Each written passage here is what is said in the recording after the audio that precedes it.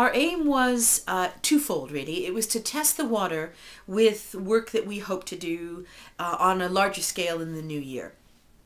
So finding out, had the structure that we'd built for these workshops, did it work? Did it function? Did people enjoy it? Did it seem to reach the outcomes that we'd hoped for?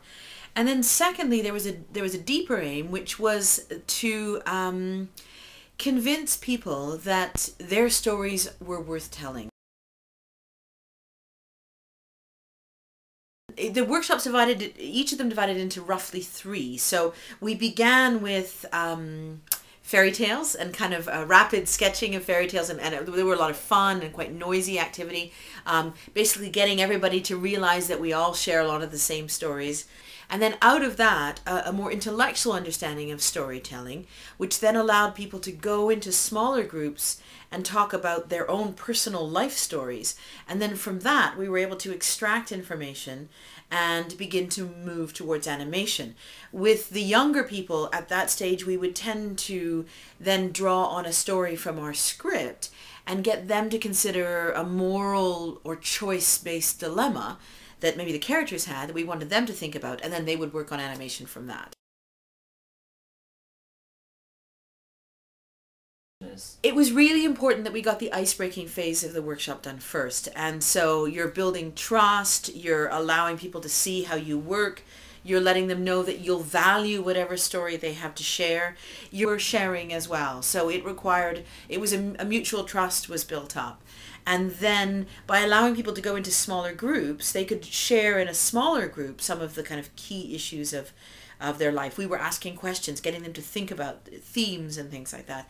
And then from that smaller protected environment, they then came forward and made up a story with a larger group, knowing that they wanted to use their personal themes, but not being obliged to reveal any detail that they didn't particularly want to share. Essentially, everybody got their kind of sleeves rolled up and got to make little plasticine characters and work on the basics of animation. And some groups are going to get more time because they just have more time to work with us. They've given us more time. Whereas in other cases, it might have been something very simple. So on our website, we've just loaded up a couple of the little, tiny little moments that were created by, for instance, our Mandarin Mothers group or the young people that we were working with at the Chinese Welfare Association. And there are more coming online every day.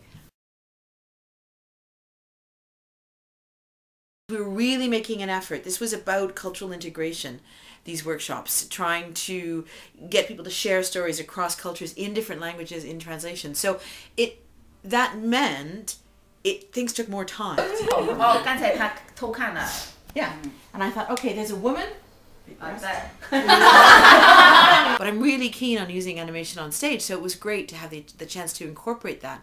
And I think it does unlock something in people in terms of giving them confidence and storytelling ability. All